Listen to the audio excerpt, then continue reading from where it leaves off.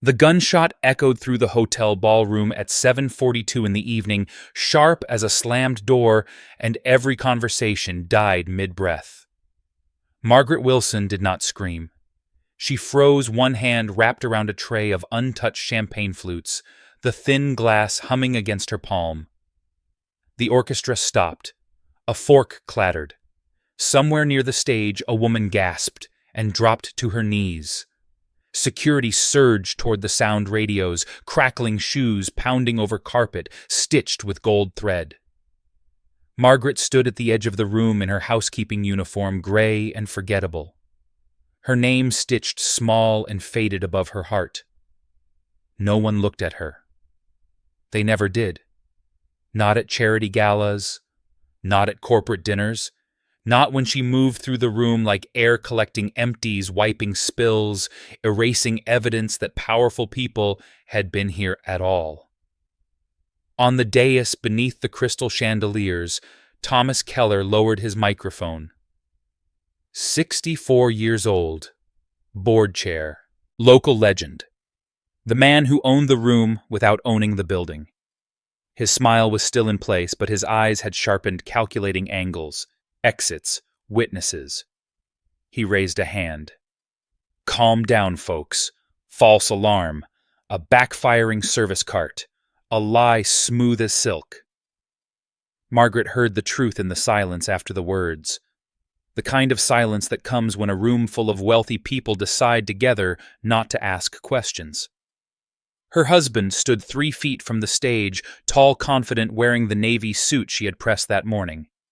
Richard Wilson did not look back. He never looked back. His shoulders were relaxed, his jaw loose as if danger belonged to other people. He laughed softly at something Thomas Keller said under his breath. Margaret watched the shape of that laugh and felt something settle in her chest. Not shock, not grief, recognition. She had spent 32 years learning the sound of that laugh. The guests resumed their conversations in cautious waves. Glasses clinked again. The band restarted with a slower tempo. The room exhaled. Margaret moved when the head of housekeeping flicked 2 fingers in her direction. Clear the west aisle. She walked. Each step measured. Her shoes barely made a sound on the carpet. She passed donors with diamond pins and cufflinks that flashed under the lights. She passed the city councilman with the red tie who smelled like cologne and panic. She passed a woman in a white dress gripping her husband's arm too tightly, whispering, "Did you hear that Margaret heard everything?" At the service corridor, a door swung open hard enough to rattle the frame. A young waiter burst through, face pale, breathing fast. "You didn't hear this from me?" he said. To no one, then saw Margaret and stopped short. He swallowed. "Sorry, ma'am." She met his eyes. Her own were steady. "It's all right," she said. He leaned closer, voice dropping. "There was a man backstage. He wasn't supposed to be there." Security chased him out through the loading dock. He had something in his hand. "A prop," Margaret said, and watched the lie land on the boy's face like a bruise. She continued down the corridor, past linen carts and steel doors, past the low hum of generators. The hotel smelled different back here. Bleach, oil, old metal. The kind of smells that didn't pretend. She stopped at the corner and pressed the tray against her hip, listening. 2 voices. Thomas Keller, first low and irritated. "I told you this place was a risk tonight." Richard's voice answered, calm, amused. "Everything is a risk. That's why we control the variables." A pause. Paper sliding across a surface. "If the press hears about this..." "They won't," Richard said. "They never do." Margaret felt the air move out of her lungs. She had heard that sentence before years ago in different rooms in different contexts. When a neighbor asked questions about a zoning change. When a bank clerk hesitated over a form. When she herself asked why their savings account no longer sent statements. They never do. She stepped back just as the door cracked open. Thomas Keller emerged, his smile rebuilt, his tie straightened. He did not see her. He brushed past, leaving behind the faint smell of tobacco, and something sharper like fear burned thin. Richard followed, still talking, still laughing. Margaret waited until their footsteps faded. Then she moved. She slipped into the room they had just left, small and dark and windowless, lit by a single desk lamp. On the table lay a leather folder, the corner bent. A phone buzzed once, then stopped. On the wall, a whiteboard carried half-erased notes. Dates, names, percentages written out in neat block letters. 50%, 25%. A timeline that ended in a bold word settlement. Margaret did not touch anything. She stood and looked. She had learned long ago how to read a room without leaving fingerprints. She heard footsteps again and backed out, closing the door softly behind her. Her heart had not started racing yet. That would come later. For now, there was only clarity, clean and cold. Back in the ballroom, the auction had begun. Thomas Keller held up a framed photograph, a sailboat cutting across blue water. The bids rose in practiced increments. 10,000, 20,000. Applause, laughter. Margaret took her position by the wall tray, empty now, hands folded. She watched Richard raise his paddle, confident, generous. She watched the woman beside him lean in, her hand resting on his forearm as if it belonged there. She watched him smile down at her, the same smile he had worn on their wedding day, the same smile he wore when he told Margaret he had everything under control. The woman whispered something. Richard's mouth tightened. He nodded once. Margaret felt the shift before she saw it, the subtle tightening in his shoulders. The way his eyes flicked once toward the service corridor, he knew something had gone wrong. He just didn't know what.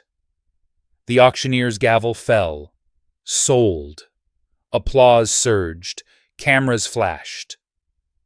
Margaret blinked against the light and remembered another room years earlier, a hospital room with beige walls and a single window that would not open. Her mother's hand in hers, warm and fragile.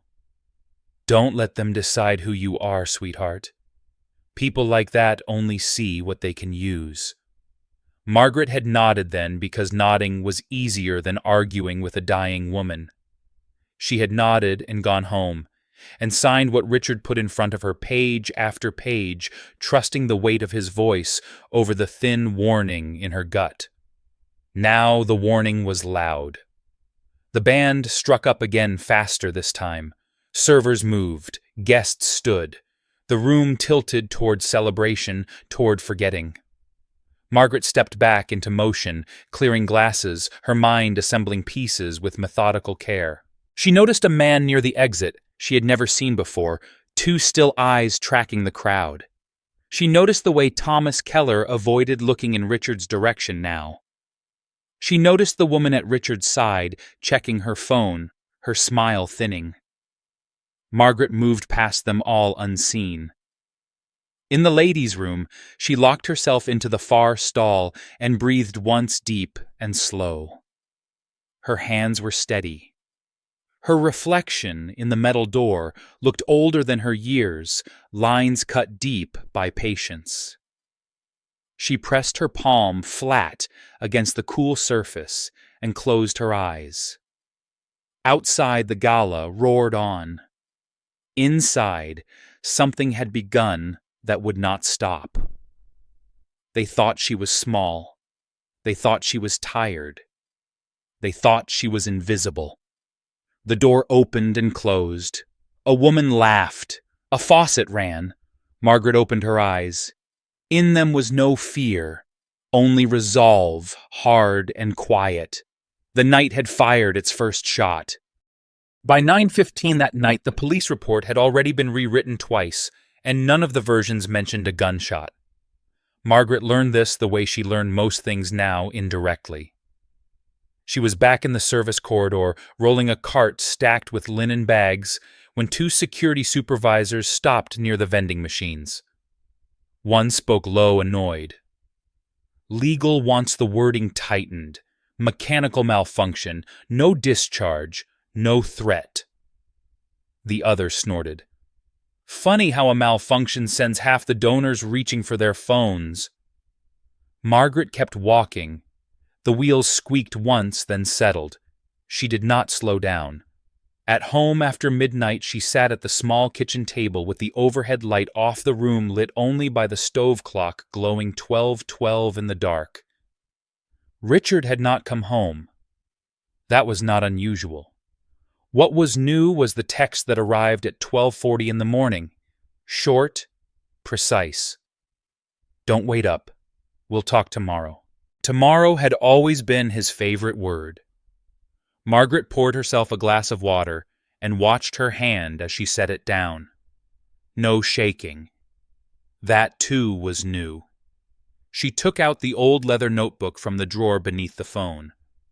The one she had kept even after she stopped working, after she told herself that chapter was closed. Inside were pages of cramped handwriting, questions she had once been paid to ask on other people's behalf. Who benefits? Who carries risk? What happens if this fails? She turned to a clean page and wrote a single line. Who needs silence? The answer came faster than she expected. The next morning she was reassigned. Not officially, no paperwork, just a quiet instruction from the housekeeping manager to cover the executive mezzanine for a while. A favor, the woman said, eyes darting away. Higher standards. Margaret nodded. Higher standards had always meant lower visibility. The mezzanine overlooked the city through glass walls that never opened. It housed private offices, conference rooms, and a small lounge no one used unless they wanted not to be seen. By 10:30, Margaret had already noticed the change in traffic. Fewer assistants. More closed doors. Voices kept low. Phones turned face down on tables. At 11, she passed Richard's reflection in the glass before she saw him directly. He was standing in the lounge jacket, off sleeves rolled, speaking to a man she did not recognize. The man's posture was wrong for a donor. Too alert. His eyes tracked the hall even as he spoke. Margaret moved slower. You promised this would be clean, the man said. Richard's voice stayed level. It is clean. There was a scare. Nothing more. A scare draws attention. Richard smiled. Attention can be redirected. Margaret stopped just outside the doorway, pretending to adjust the cart. Her heart beat once hard. She did not hear fear in Richard's voice. She heard irritation, as if the problem were inefficiency, not danger. The man glanced toward the corridor. His eyes slid over Margaret without landing. Fine, he said. Then we accelerate. They parted. Richard turned and finally saw her. For a fraction of a second his expression faltered, not guilt, calculation. He nodded the way one does to furniture. Morning, Maggie. She met his gaze. Morning, she said. He hesitated as if waiting for more. There was nothing. He walked away, already dialing his phone. Margaret pushed the cart forward and let out a breath through her nose. Accelerate meant mistakes. It always did. By noon, the first crack appeared. An assistant she recognized from accounting cornered Thomas Keller near the elevators. Her voice was tight. The escrow release doesn't align with the board resolution. Thomas Keller's jaw clenched. We discussed this. Yes, but the timing, I said we discussed this. The assistant's shoulders drew in. She nodded and stepped back, eyes down. Margaret watched the exchange from the far end of the hall and memorized the woman's face. Fear. Confusion. The look of someone who knows something is wrong, but has been taught that noticing is dangerous. At 1:15, Margaret received a call she had not expected. The number was unfamiliar. She answered in the service stairwell, the concrete walls holding the sound. Mrs. Wilson, a man said. This is Daniel Moore. I believe you met my father once years ago at a zoning hearing in Oak Ridge. Her mind moved quickly. More. She pictured a man with shaking hands and a stack of documents he barely understood, a man Richard had spoken over without raising his voice. Yes, she said. My father passed last winter, Daniel said. He left me some files, things I didn't know how to read until recently. Your name came up. Margaret closed her eyes. Go on. He hesitated. I think your husband lied to us about land use, about risk, about who would be protected if the project failed. Margaret pictured the whiteboard in the windowless room. Settlement, 50%. She felt the pieces align. Where are you now? She asked. At the hotel. I came to talk to Mr. Keller. They told me he was unavailable. Margaret's grip tightened on the phone. Don't leave, she said. Wait by the coffee bar on the mezzanine, the one with the glass wall. There was a pause. Why? Because Margaret said someone will notice you if you stand there long enough. She hung up and moved. The coffee bar was empty except for a man in his early 40s, clutching a folder with both hands. His eyes flicked up when Margaret approached, wary. She set a clean mug on the counter with deliberate care. You're Daniel, she said. He nodded. You're his wife. She met his gaze. I was. Something in her tone made him swallow. I don't want trouble, he said quickly. I just want to understand what my father signed. Margaret glanced toward the corridor. Richard was not in sight.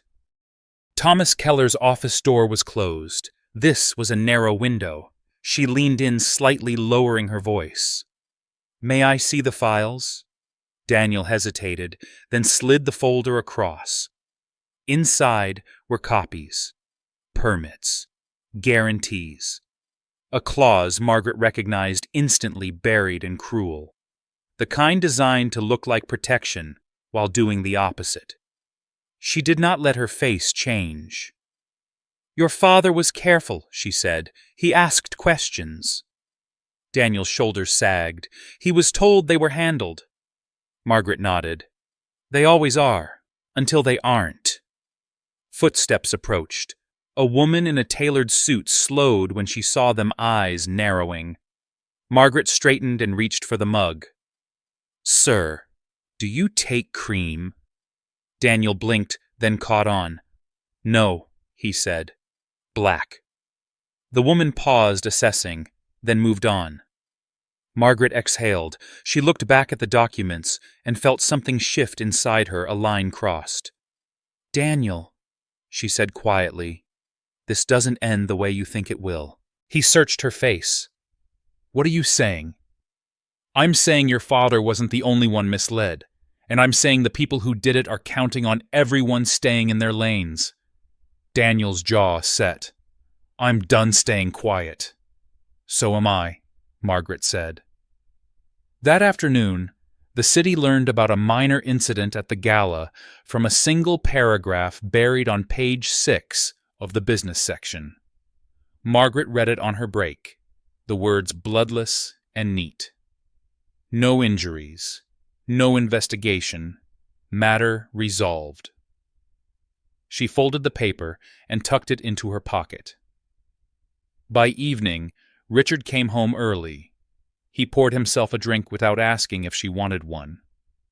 We need to talk, he said, as if the phrase still belonged to him. Margaret sat at the table. I agree. He studied her, something wary creeping into his expression. You were at the hotel all day. Yes. Did anything unusual happen? Margaret held his gaze. Unusual depends on where you're standing. Silence stretched. Richard set his glass down too hard. Don't play games, Maggie. This is serious. She leaned back, folding her hands. I know. For the first time in years, he looked unsure which move came next. Outside, a siren wailed, distant but rising, Margaret listened, calm and alert. The pace was quickening now, and somewhere beneath the polished floors and sealed windows, the truth was already pressing upward, looking for a way through. The first subpoena landed before sunrise, slid under the hotel's legal department door at 6:17 in the morning, and by 8, the mezzanine felt like a building holding its breath. Margaret arrived earlier than usual, the city still gray and undecided. She moved through the lobby as if it belonged to her, not because she believed it did, but because no one thought to stop her. That was the power of being overlooked. Security nodded without looking. Assistants hurried past, eyes glued to screens. The air carried a new scent, metallic and sharp, the smell of risk waking up. On the executive floor, doors stayed shut. Phones vibrated on mute. A junior counsel whispered to another near the printers, their voices thin. "Did you see the filing? Who authorized this?" The printers coughed and spat paper like they were nervous too. Margaret took her position by the glass wall overlooking the city.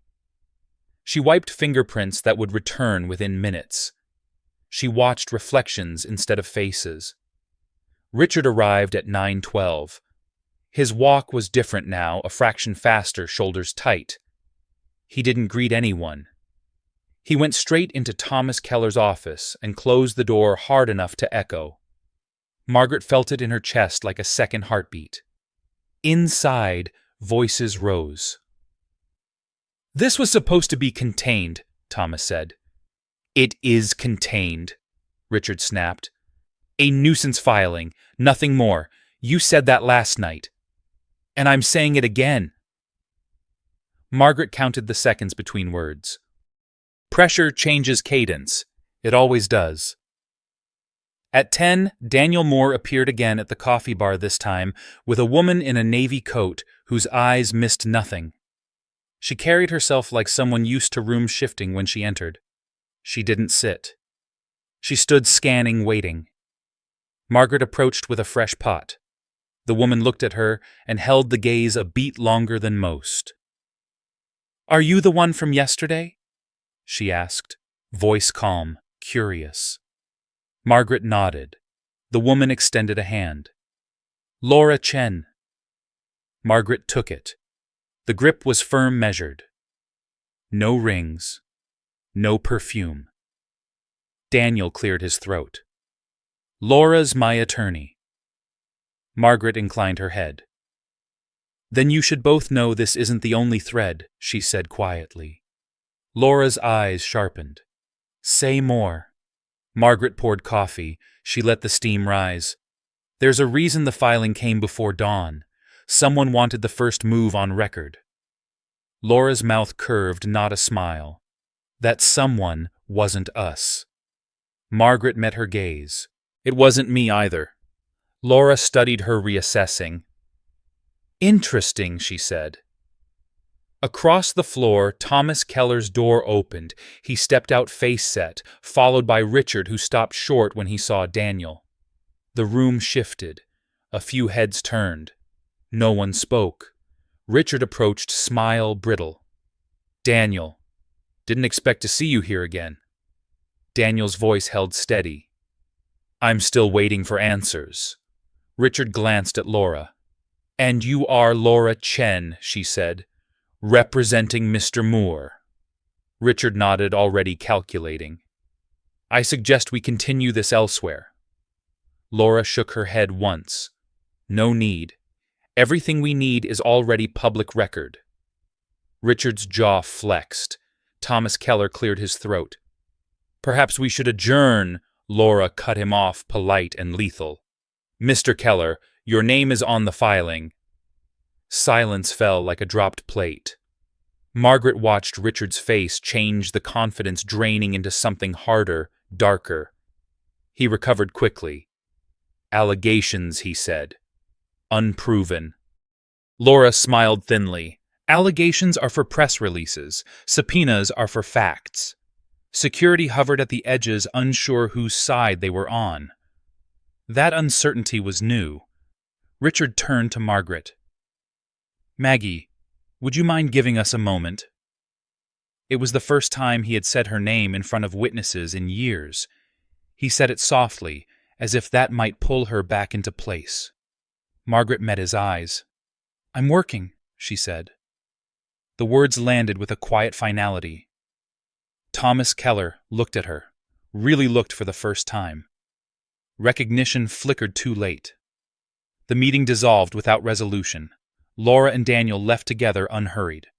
Richard returned to Thomas's office and slammed the door. Margaret wiped the counter and moved on. By midday, the story broke wider. Not headlines yet.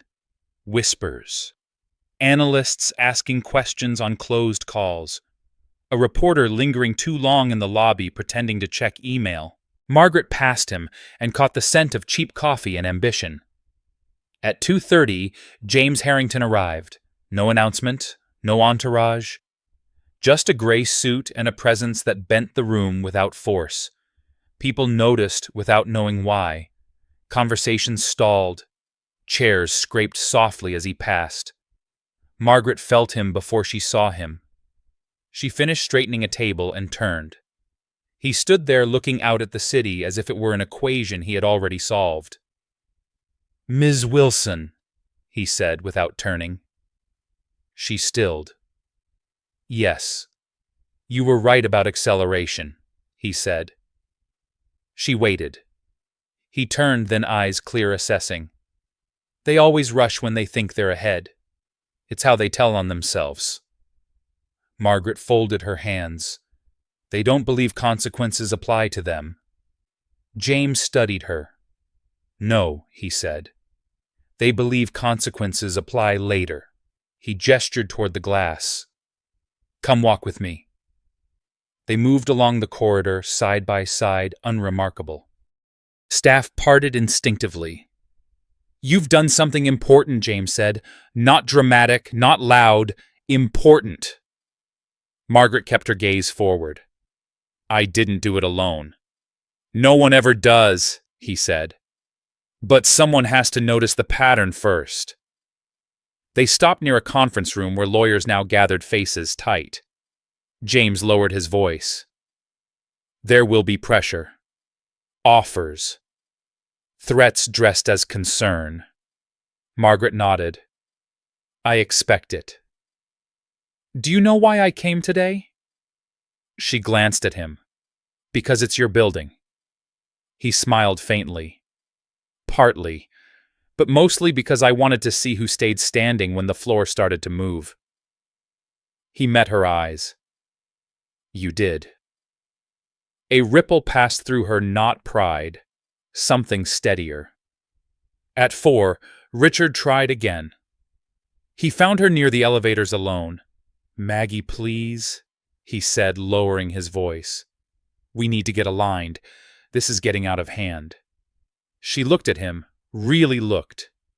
His tie was crooked. A small thing. A tell. "You said everything was under control," she said. "It is," he insisted. She shook her head. "You're confusing motion with control." His eyes hardened. "Don't do this. Not now." She stepped closer, close enough that he could see the resolve in her face. "You taught me to read contracts without reading people. I learned the second part on my own." For a moment, fear cracked through his composure. He masked it quickly. "You think you can win this?" Margaret's voice was calm. "This isn't a game." He stared at her as if seeing a stranger. "You were never supposed to be part of this." She nodded once. "I know." The elevator chimed. Doors opened. James Harrington stood inside, watching, expression unreadable. Richard froze. James inclined his head slightly. "Mr. Wilson." Richard forced a smile. "Mr. Harrington." The doors closed. The elevator descended. Margaret remained where she was, the hum fading. By evening, injunctions stacked like sandbags. By nightfall, accounts were frozen. The building glowed against the dark city windows, lit like a grid of consequences. Margaret left after 10, the sky clear and cold. She stood on the sidewalk for a moment, listening to the city breathe. Her phone buzzed once. A message from Daniel. "Thank you." From Laura. "We're just getting started." Margaret slipped the phone into her pocket and walked toward the subway. The pace had quickened. The noise had grown louder. And somewhere above her, behind glass and steel, a reckoning was assembling itself piece by piece, unstoppable now, because someone they had counted out had refused to move when told. By the fourth day, the pressure stopped knocking and started leaning its full weight against the door. Margaret felt it the moment she stepped off the subway at 7:20 in the morning. The air itself seemed tighter, as if the city had decided to listen. Outside the hotel, two unfamiliar sedans idled at the curb, engines running, windows tinted just enough to pretend discretion. Inside the lobby, the security desk had doubled its staff. No one smiled. Everyone watched. She walked through anyway. Calm, measured, invisible in the way that made people uneasy once they noticed it. On the mezzanine, the atmosphere had changed again. Not fear this time. Calculation. Lawyers moved in pairs now. Phones rang without being answered. A senior vice president stood at the window, hands clasped behind his back, staring down at traffic like it might offer advice. Margaret took her cart to the far conference room, the one used for internal alignment. She wiped the table slowly, listening. "They're freezing secondary accounts next," a man said. "That's not possible without probable cause." "They have probable cause. That's the problem." A chair scraped back. A fist hit the table once, not hard enough to leave a mark, hard enough to be remembered. Margaret finished, replaced the cloth, and moved on. Her breathing stayed even. Her mind did not. She could feel the structure beneath the chaos now, the way beams creaked before a building shifted. At 10, she was summoned. Not officially. No page, no email. Just a young assistant with too much composure stopping her cart and saying Mr. Harrington would like a word when you have a moment. Margaret nodded. "I have a moment now." James Harrington's office was spare. No art meant to impress. No awards framed for reassurance. Just light glass and a desk clear enough to suggest decisions were made quickly and lived with afterward. He did not ask her to sit. He did not offer coffee. He simply looked at her for a long second, then spoke. "Richard Wilson has been suspended pending review." Margaret absorbed the words without reaction. Suspended meant removed without admitting fault. A pause in a story already writing itself. James continued. "Thomas Keller resigned this morning. Personal reasons. That she felt." A small exhale. Keller did not quit unless forced. "There's something else," James said. He turned a folder toward her but did not open it. "They're trying to move this into private arbitration." "Seal the records. Bury the details." Margaret met his eyes. And they're counting on you to disappear again." Silence stretched. Margaret spoke carefully. "They don't know what to do with someone who doesn't ask permission." James nodded once. "Exactly." He leaned back slightly. "You understand that once this goes public, it won't stay clean. They'll come after your credibility, your motives, your past." She thought of the years she had shrunk herself to fit someone else's comfort. "I'm aware." James studied her. Most people would have taken a settlement by now. A generous one. Walked away quiet. She did not hesitate. "That only works if you're afraid of being seen." Something like approval crossed his face, quickly masked. "Good. Because they're making offers." She raised an eyebrow. "Indirect ones. Foundations. Consulting contracts. Promises that disappear if declined." Margaret folded her hands. I won't be bought with maybes. James allowed himself a thin smile. I thought you'd say that. He opened the folder at last. Inside were documents marked with bold headings. Oversight. Compliance. Interim authority. I'm appointing you as an external compliance advisor effective immediately, James said. Temporary. Independent. You'll have full access. Margaret's gaze sharpened. That's not a symbolic role. No, he said. It's a shield and a lever. She understood instantly. Authority without ownership, power without spotlight, a way to stand in the room without being consumed by it. You don't owe me this, she said. James met her eyes. I'm not paying a debt. I'm investing in stability. She nodded once. Then I accept. By noon, the news leaked. Not the full story. Never the full story.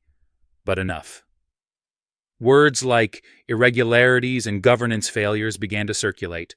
Stock prices twitched. Commentators hedged. Richard called at 1:43. Margaret watched the phone ring until it stopped. He called again at 1:50. She let it go. At 2:10, a voicemail arrived. His voice was different now. Tight. Controlled. Maggie, we need to talk. This has gone too far. Too far for whom she wondered. At 3, Laura Chen arrived unannounced, coat still on, eyes bright with momentum. They're pushing for arbitration, she said without preamble. Emergency motion. Margaret closed the folder she was reviewing. Expected. Laura paced once sharp and efficient. We can fight it. We should fight it. But they're offering concessions to Daniel. Quiet ones. Margaret looked up. And he hasn't responded yet. He's angry. He's tired. He's scared. Margaret nodded. Fear makes people trade tomorrow for relief. Laura stopped pacing. You're not wrong. But if he takes the offer, the spine of the case weakens. Margaret considered. Then we give him something stronger than fear. Laura's eyes narrowed. What do you mean? Margaret stood. She walked to the glass wall and looked out at the city, the grid of lives moving below. We remind him why his father mattered. They met Daniel at 5 in a quiet diner 2 blocks from the hotel. No suits, no pretense, just coffee and the low hum of late afternoon. Daniel looked exhausted. His hands shook when he lifted the cup. They offered to make this go away, he said. Protect my family. Keep my name out of it. Margaret leaned forward slightly. And did they mention your father's name? Daniel swallowed. No. She nodded. Of course not, because names are inconvenient. He looked at her eyes rimmed red. I don't want to be the reason this ruins people. Margaret's voice softened but did not waver. You're not the reason. You're the witness. Silence settled between them. A waitress refilled cups. Outside, a bus hissed to a stop. Laura spoke gently. If you step back now, they'll rewrite what happened. They always do. Daniel stared into his coffee. My father trusted them. Margaret reached across the table, not touching him but close enough to be felt. Then honor that trust by telling the truth. He closed his eyes. When he opened them, something had set. Okay, he said. No more deals. By nightfall, the arbitration motion was denied. By 10, a federal inquiry was announced. Names were named. Lines were drawn. Margaret left the hotel late again. The sedans were gone. In their place stood a single news van, lights off, waiting. She walked past without looking. At home, she sat at the kitchen table and listened to the quiet. Her phone buzzed once more. A message from James. Tomorrow will be louder. She typed back. I'm ready. She turned off the light and stood in the dark for a moment, feeling the shape of what was coming. This was no longer about contracts or leverage. It was about exposure, about the cost of silence finally tallied. Outside the city moved on unaware or pretending to be. Inside, Margaret something held steady. She was no longer reacting. She was choosing. And that she knew was the point where pressure stopped being a threat and started becoming proof. The hearing was scheduled for 8:30, but the building filled before 7, the hallways thick with the quiet urgency of people who knew history had a habit of choosing ordinary mornings. Margaret arrived without fanfare, coat, plain hair pinned back the way she had learned to enter rooms that did not expect her to matter. Cameras clustered near the front steps, their lenses hungry, but she took the side entrance reserved for staff and witnesses. A guard checked her name, hesitated, then waved her through with a look that lingered a second too long. Recognition was spreading. That too had a cost. Inside, the air was dry and cold. The waiting area buzzed with low voices and the rustle of paper. Laura Chen stood near the wall tablet and hand expression sharpened to focus. Daniel Moore sat beside her, shoulders squared, jaw tight. He nodded once when Margaret approached. No words, none were needed. At 8:22, Richard arrived. He did not look at Margaret. He walked past her as if she were a reflection he no longer recognized, flanked by 2 attorneys whose faces carried the practiced neutrality of men paid to stand between truth and consequence. His tie was straight again, his posture confident. He had chosen defiance as a costume. The room opened. People stood. The judge entered, face unreadable, and took her seat with the calm authority of someone who had seen powerful men shrink before. The clerk read the case into the record. The words sounded heavier aloud, stripped of euphemism. Fraud. Misrepresentation. Obstruction.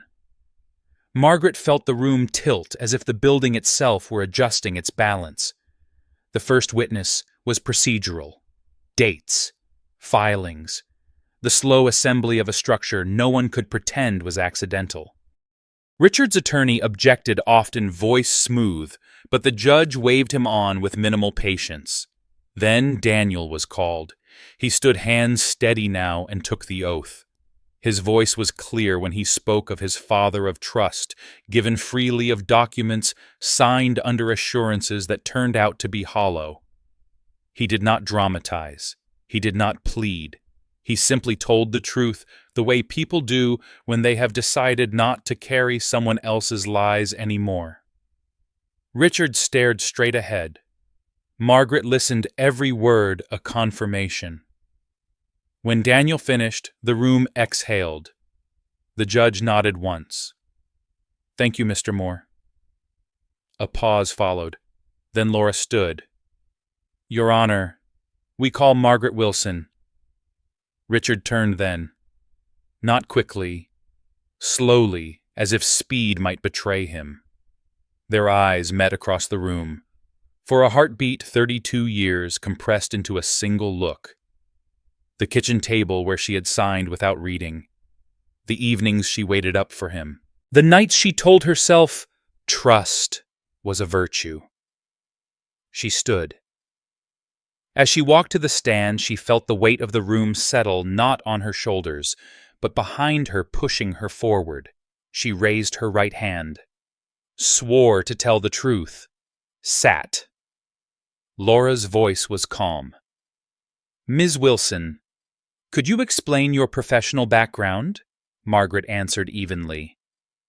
"Former paralegal, specializing in contract review and regulatory compliance." Richard's attorney shifted. "Objection. Relevance." The judge looked over her glasses. "Overruled." Laura continued. "At any point during your marriage, were you informed of the full scope of your husband's business activities?" Margaret paused, not for effect, but to choose precision. "No."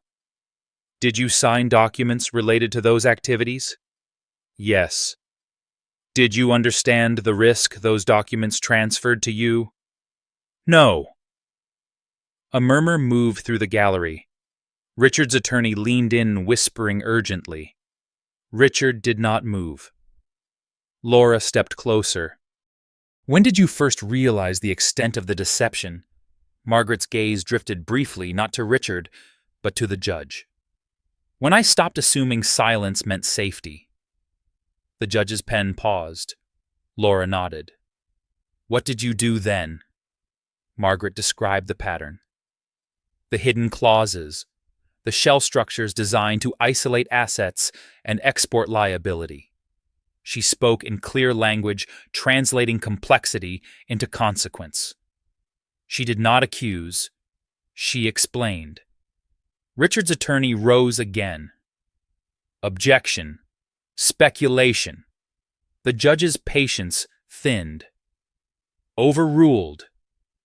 This witness is qualified. Margaret continued. She described the gala, the altered reports, the acceleration. She did not mention fear. She mentioned timing. When Laura finished, the room was quiet in the way that follows understanding. Cross-examination came swiftly. Richard's attorney smiled a gesture meant to soften the blade.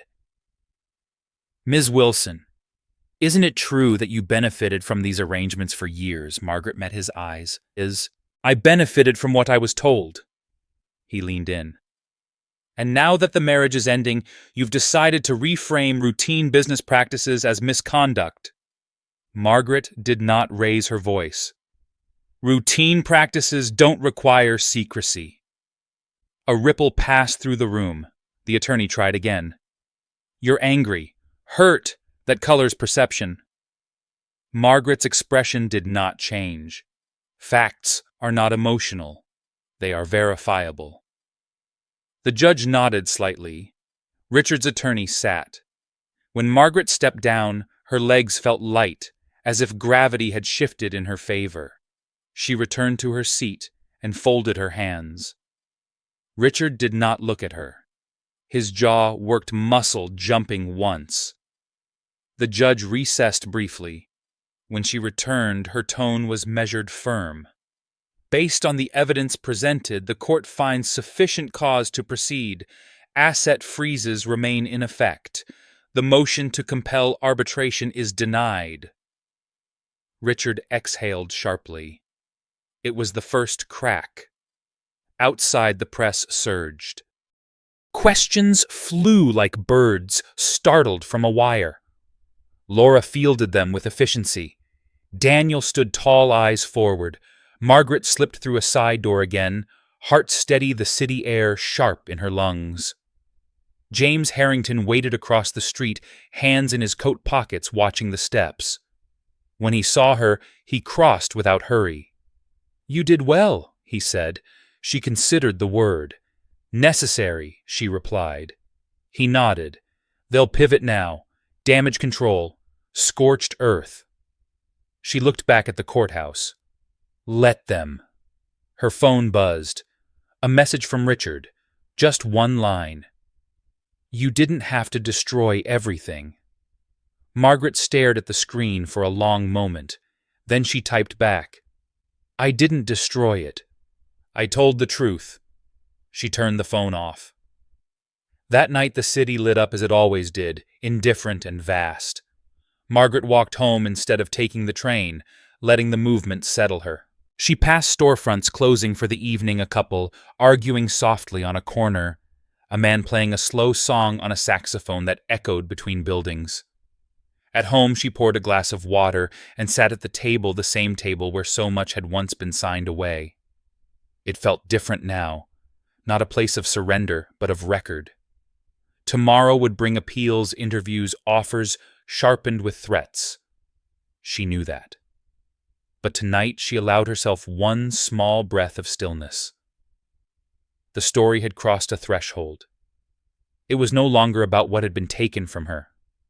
It was about what could not be taken back. The truth was out, and once released, It did not return quietly. The backlash arrived disguised as concerned soft voices and careful words masking a sharpened edge. Margaret felt it before she saw it, the shift in tone when people spoke her name. In the lobby, a junior analyst avoided her gaze. In the elevator, two executives stopped talking mid-sentence when the doors opened. The building was still standing, but its loyalties were rearranging themselves in real time. By mid-morning, the first profile ran. Not a headline. A feature. The kind meant to sound balanced while planting doubt. Former spouse alleges misconduct amid contentious separation. The photograph they chose was old, cropped poorly, her face half-shadowed. Margaret read it once, then closed the browser. She did not need to know the details to understand the intent. At 11, James Harrington called her into his office again. This time, there was coffee on the table, an offering, a warning. "They're testing the perimeter," he said, "seeing where you bend." She sat hands folded. "I don't plan to." He nodded. "Good, because the next move is personal." As if summoned by the word, her phone vibrated. An unfamiliar number. She let it ring. It rang again, then stopped. A voicemail appeared. She did not listen yet. James watched her closely. "That won't be the last call." "I know," she said. He leaned forward. "There's something else. A sealed filing just came in. Your name isn't on it, but it references shared assets from before the marriage." Margaret felt a flicker of recognition. "My mother's house." James's brow creased. "They're claiming it was leveraged without your knowledge." She exhaled slowly. "They're widening the blast radius." "Yes," he said. "And they're hoping you'll retreat to protect what little remains untouched." Margaret's voice was steady. "That house was paid for outright. My mother left it to me." James held her gaze. "Do you have proof?" She nodded. "Deeds, tax records, letters." "Then bring them," he said. "Today." She left the building at noon, the city bright and sharp. The subway ride home felt longer than usual, each stop an interruption in a thought she did not want to lose. When she reached her building, she noticed the envelope taped to her door before she unlocked it. Thick. Unmarked. Heavy with intention. Inside, she set it on the table and stood over it for a long moment. Then she opened it. Photographs spilled out first. Old ones. Her mother in the kitchen laughing. The house in autumn leaves piled against the porch. Then newer images. The same house. Different angles. A car parked out front she did not recognize. A man standing near the fence, phone to his ear. Her chest tightened. Surveillance. Beneath the photos lay a typed letter. No signature. No threats stated outright. Just a suggestion. "We understand this is difficult. There are ways to resolve matters without further escalation. Consider your priorities." Margaret folded the letter carefully. She did not tear it. She did not throw it away. She placed it back in the envelope and slid it into her bag. Evidence mattered. When she returned to the hotel, Laura Chen was waiting, jaw set. "I just got wind of a sealed motion regarding your mother's property." Margaret nodded. "They're watching it." Laura's eyes flashed. "That's intimidation." "Yes," Margaret said, "and it's sloppy." Laura paused. "What do you mean?" Margaret met her gaze. "They're afraid." By 3, the sealed motion was unsealed by court order. The claim unraveled quickly under documentation Margaret had kept for decades without knowing why. Deeds clean. No liens. No leverage. The judge's order was brief and sharp. Motion denied. Warning issued. The building exhaled again, this time louder. Richard did not take the loss quietly. At 4:30, he appeared unannounced at the hotel, bypassing security with a confidence born of habit. He found Margaret near the service elevator alone.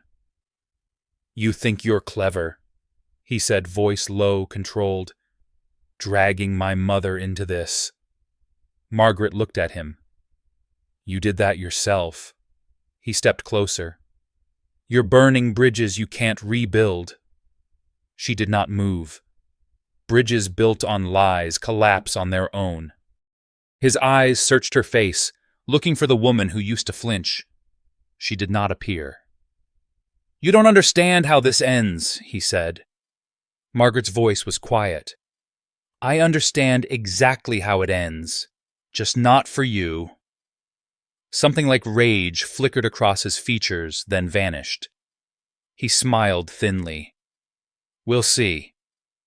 He turned and walked away, shoulders rigid. At 6, James called her back in. He closed the door behind her this time. They crossed a line today, he said. She nodded. Which means they're running out of moves. He studied her. There's something you should know. She waited. Before all this, I had my own concerns about Richard's operations, James said. Quiet ones. Nothing actionable. What you brought forward gave those concerns a spine. Margaret met his gaze. You suspected. I did. I just didn't have proof. She absorbed that. And now you do. Yes. He hesitated. There will be consequences beyond this case. Careers, reputations, institutions. Margaret folded her hands. Institutions that survive on silence don't deserve protection. James smiled, not warmly, but with respect. You're changing the rules. She shook her head slightly. I'm reminding them they exist. That night, Margaret returned home later than usual. The street was quiet. The house across the way glowed with warm light, a television murmuring behind curtains. Ordinary life continued indifferent to power struggles and court filings. Inside her apartment, she played the voicemail she had ignored earlier. A woman's voice this time, polished, professional. Mrs. Wilson, this is Karen Feldman. I represent interests aligned with a swift resolution. I'd like to discuss options that protect everyone involved. Please call me back. Margaret deleted the message without replying. She sat at the table and opened her notebook again. The question she had written days ago stared back at her. Who needs silence? She added a second line beneath it. Who benefits from noise? The answer she realized was, no one who feared the truth. As she turned off the light, her phone buzzed once more. A message from Daniel. They offered me immunity today. I said no. Margaret typed back. Good. She lay in bed staring at the ceiling, listening to the distant sounds of the city. Sirens. Voices. The low hum of something always moving. The backlash had come. It had pressed hard, and it had failed to move her. Tomorrow would bring a new tactic. She could feel it gathering. But for the first time in years, Margaret was not bracing for impact. She was standing in its steady understanding now that pressure did not exist to crush her. It existed to reveal what could not be bent. The night Richard was arrested, the city learned his name the way it learns all fallen men's names, abruptly with appetite and without mercy. Margaret was still at her desk when the alert flashed across her screen. Federal charges filed. Multiple counts. Conspiracy. Wire fraud. Obstruction. The words were precise and unforgiving. She did not react at first. She finished reading the paragraph she had been reviewing, closed the file, and only then allowed herself to sit back. The building around her hummed with movement phones, ringing voices overlapping the machinery of consequence, grinding forward. James Harrington appeared in the doorway moments later. He did not knock. He never did when the moment mattered. "It's happening," he said. She nodded. "I know." They moved to the window together. Below them, the street had begun to gather a crowd. News vans lined the curb, now lights blazing the word "breaking," pulsing red across screens. Margaret watched as two men in dark jackets guided Richard out of the building across the way, his head bowed, hands cuffed in front of him. He looked smaller than she remembered, not defeated, reduced. James spoke quietly. They picked him up at his condo. He tried to make calls. No one answered. Margaret felt a strange absence where anger should have been.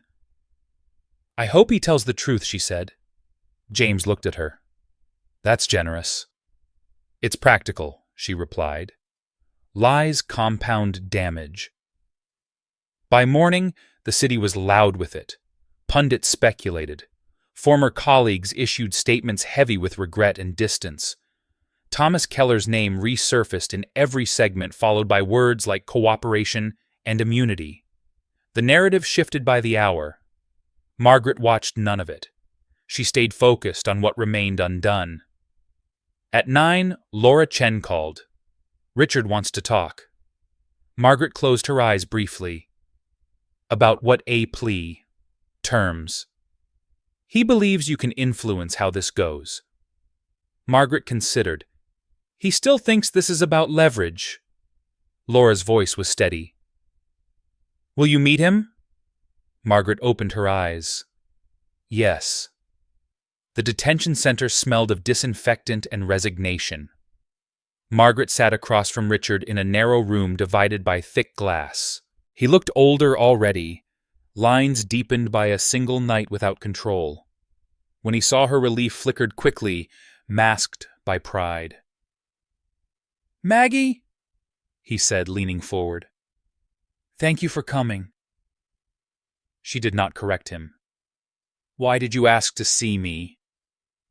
He swallowed. "I need you to help me understand what they want." She studied him. "They want the truth." His mouth tightened. "They always say that." Margaret's voice was calm. "This time they mean it." He shook his head. "You don't get it. They're using you. Harrington, the prosecutors. They'll discard you once they're done." She leaned closer to the glass. "They already have what they need. I'm here because you asked." Silence stretched. Richard's eyes searched her face, looking for the woman who once filled in the blanks for him. He did not find her. "They're offering a deal," he said finally. "Reduced sentence, if I cooperate fully." Margaret nodded. "That's standard." He leaned in, voice dropping. "But there are things I could say. About others." "About how high this goes." She met his gaze evenly. "Then say them." He recoiled slightly. "You don't understand what that would do." "I do," she said. "It would tell the truth." His jaw worked. "You're enjoying this." Margaret shook her head. "No, I'm finished with it." He stared at her, anger rising to fill the space where control used to live. "You think you've won?" She answered without hesitation. This was never about winning. The guard signaled time. Richard pressed his palm to the glass. "Maggie." She stood. "Do the right thing, Richard. For once." Outside, the sky had clouded over the light, flat and honest. Margaret breathed deeply as she walked to her car, the tension easing from her shoulders. It was done. Not over. Done. By afternoon, the plea negotiations leaked, names surfaced, networks tightened. What had begun as a single case now unraveled into many. Margaret watched the dominoes fall with the quiet awareness of someone who knew how fragile structures truly were. At 5, James invited her to his office again. He closed the door and did not sit. "The board voted this morning," he said. "They want you permanently. Director of Compliance and Ethics." Margaret raised an eyebrow. "That's a public role." "Yes," he said. "It will come with scrutiny." She considered. "And authority.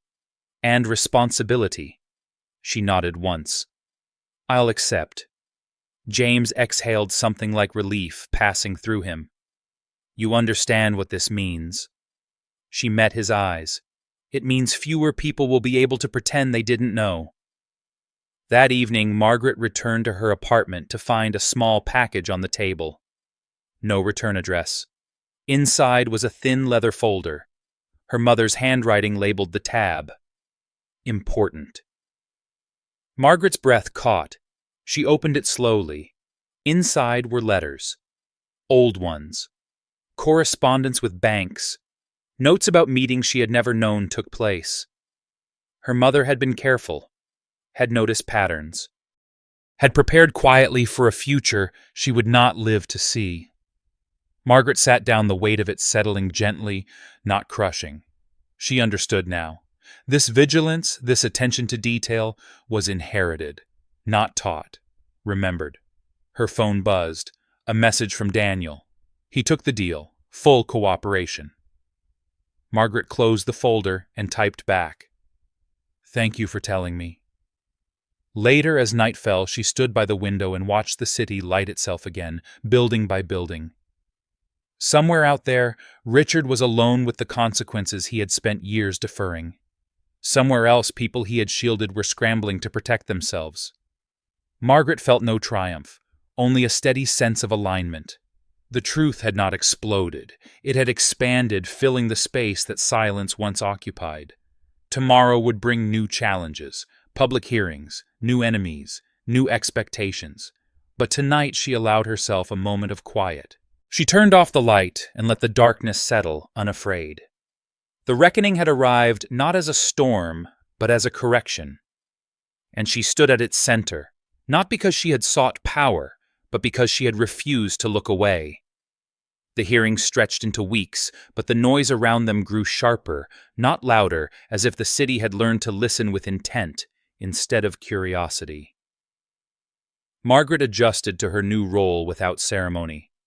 She arrived early, left late, and spoke only when precision mattered. The title on her door changed, but her habits did not. She read everything. She asked questions that stopped rooms cold. She took notes by hand, the scratch of pen on paper grounding her in a way screens never had.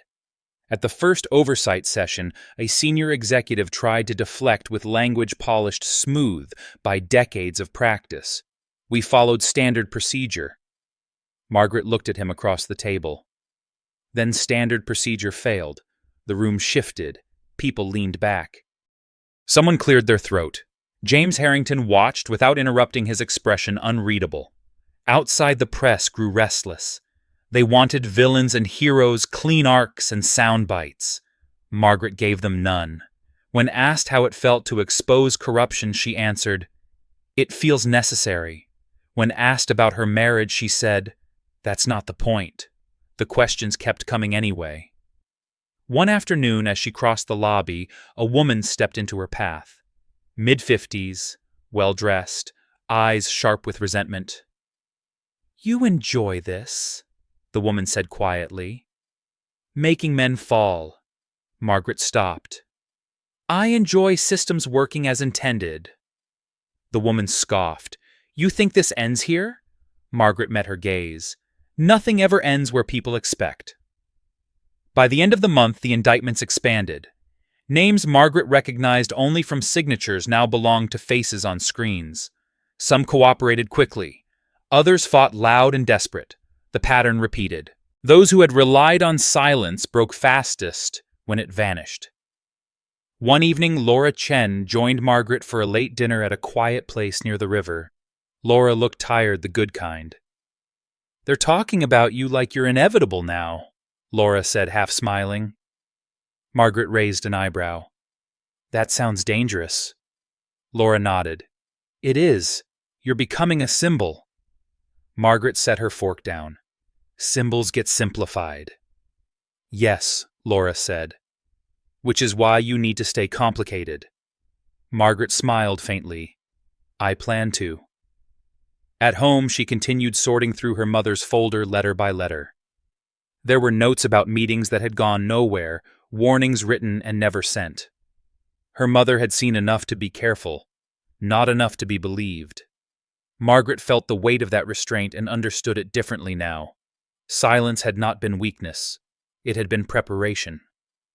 The call from Richard came late after weeks of nothing.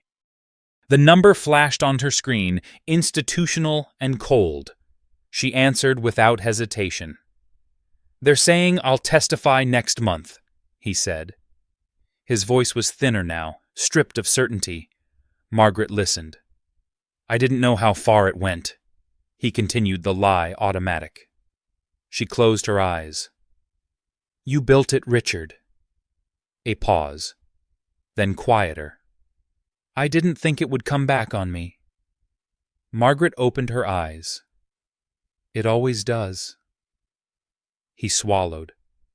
"Are you satisfied?" She considered. "No," she said. "I'm aligned."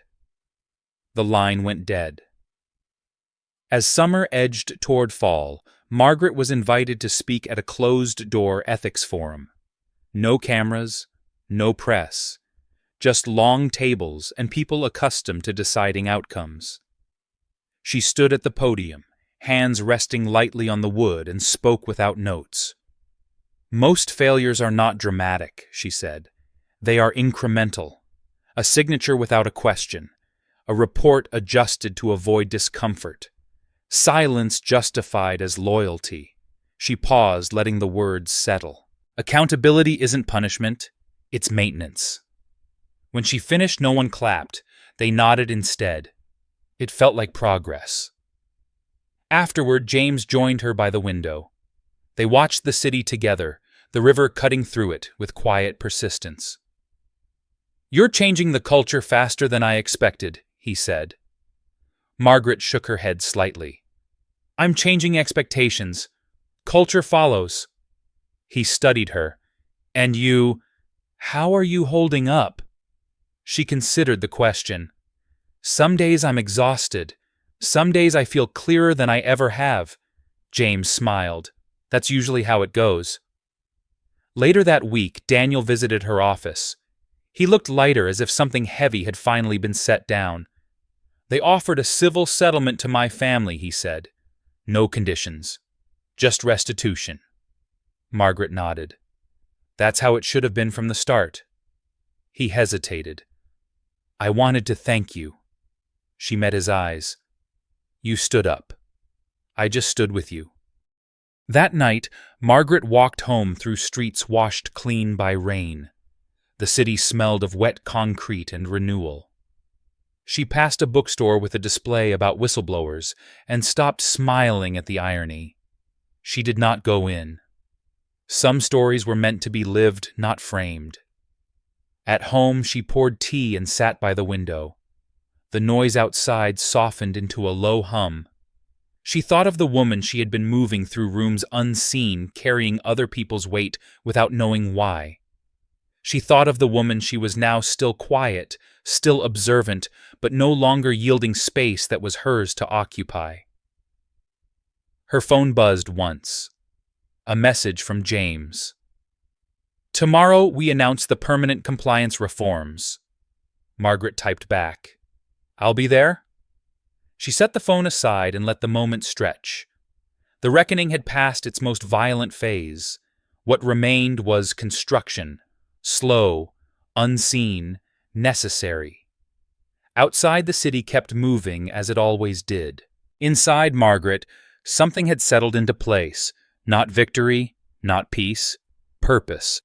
The sentencing date arrived without drama, penciled onto the calendar, like an obligation long overdue, rather than an ending anyone could celebrate. Margaret did not attend the hearing. She read the summary later alone in her office after the building had emptied the city outside, softened by early autumn haze. The sentence was substantial. The cooperation had reduced it, but not erased it.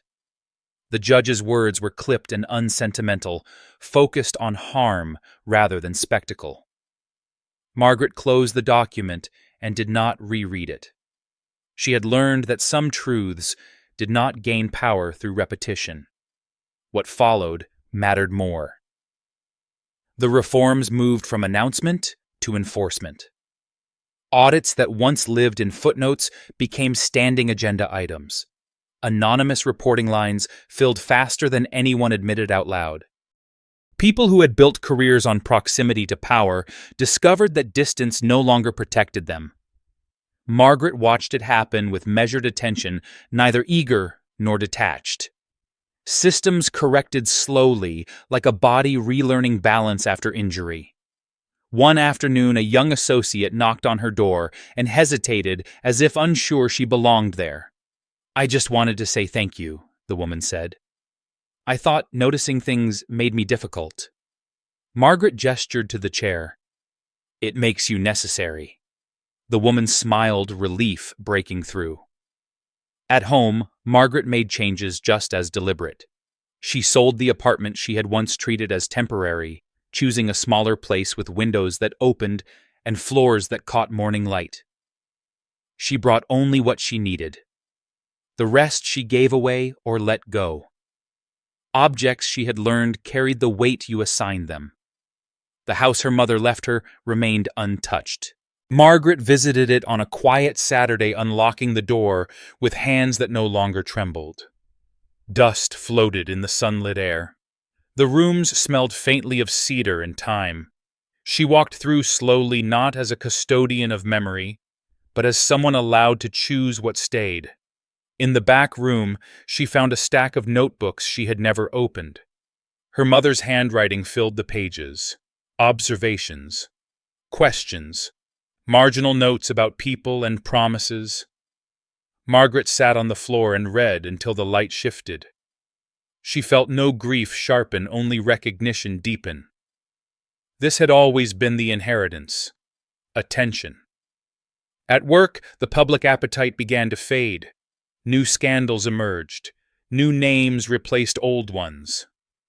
Margaret welcomed the obscurity. She had never needed an audience. She needed outcomes. James Harrington noticed the shift in her before she mentioned it. "You're thinking about leaving?" he said one evening as they reviewed a final compliance report. Margaret considered. "Not leaving the work. Changing the shape of it?" He nodded. "Teaching. Advisory roles. Building frameworks that outlast people." "Exactly," she said. He smiled. That was always the endgame. They stood by the window watching the city settle into evening. James spoke again quieter. "You know, people will tell this story without you in it. They'll compress it, simplify it." Margaret's expression remained calm. "That's fine. The truth doesn't need credit. It needs continuity." A letter arrived from Richard 2 weeks later. Handwritten. Careful. He did not ask for forgiveness. He did not argue. He described days measured by routine nights made long by memory. He acknowledged harm without ornament. Margaret read it once, then placed it in the folder with the rest of the record. She did not reply. Some conversations ended by being heard. As winter approached, Margaret accepted an invitation to speak at a small law school outside the city. Not a keynote, a discussion. She stood in a classroom with scuffed desks and fluorescent lights and spoke to students who had not yet learned what compromise cost. She told them about clauses that hid risk, about silence, mistaken for loyalty, about the difference between intelligence and courage. She told them to read slowly and listen faster. A student raised a hand. "How do you know when to act?" Margaret paused. "When not acting starts to feel heavier than the consequences." Afterward, she walked back to her car under bare trees, breath visible in the cold. She felt lighter than she had in years. The city prepared for winter with the usual efficiency. Salt trucks appeared. Windows brightened earlier. Margaret settled into a rhythm that felt sustainable. Work that mattered. Silence that rested. One evening she returned to the old house and lit a fire in the living room for the first time.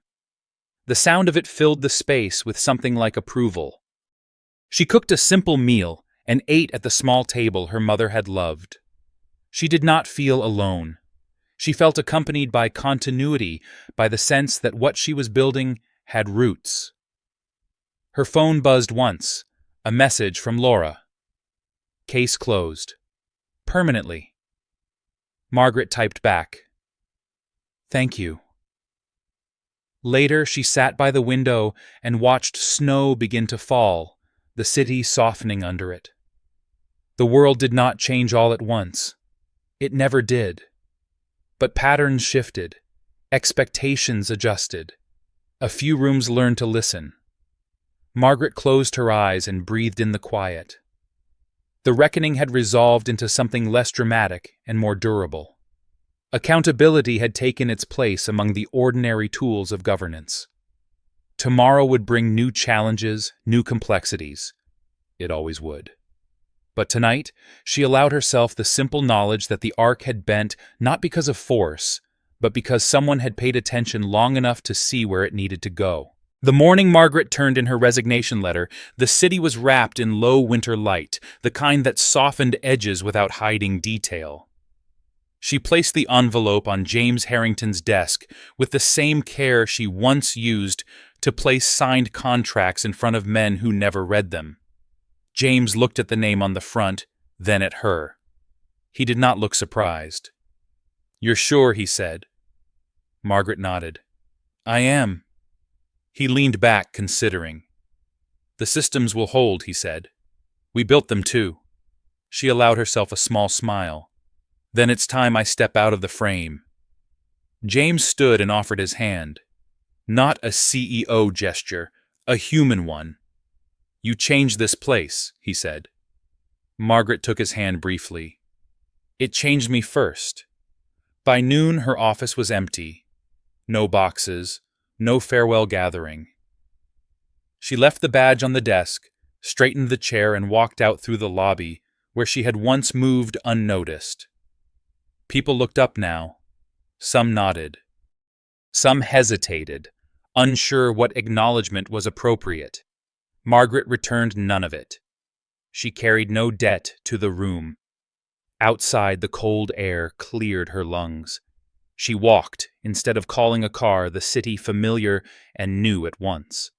Storefronts reflected her back to herself, older than the woman who had signed without reading, steadier than the woman who had stood alone in court. The law school appointment came first, 2 days a week. Then a non-profit board asked her to advise quietly without press. She accepted. She traveled light. A notebook, a pen, attention. At the old house, winter settled in properly. Margaret painted the back room and turned it into a small study. She framed none of the articles, none of the rulings. On the wall, she hung one sentence copied from her mother's handwriting. "Pay attention." It was enough. Sometimes former colleagues reached out, some with gratitude, some with defensiveness disguised as curiosity. Margaret answered only when there was substance. Silence, she had learned, was not absence. It was selection. In early spring, she received one last letter from Richard. Shorter this time, fewer explanations. He wrote about routine, about the weight of days, about learning too late the cost of shortcuts. Margaret read it once and placed it with the others. She did not feel anger. She felt distance, clean and necessary. The city warmed, windows opened, people forgot what had happened and moved on to the next story, the next outrage. Margaret welcomed the forgetting. What mattered had already taken root. One afternoon after class, a student walked with her to the parking lot. "I didn't think quiet people mattered," the student said. Margaret stopped and looked at her. Quiet people notice when others don't. That's how things change. At home that evening, Margaret cooked dinner and ate by the window as the sun set behind the trees. She felt no need to mark the moment. It existed whether witnessed or not. Her phone rested on the table screen dark. No alerts, no demands, just space.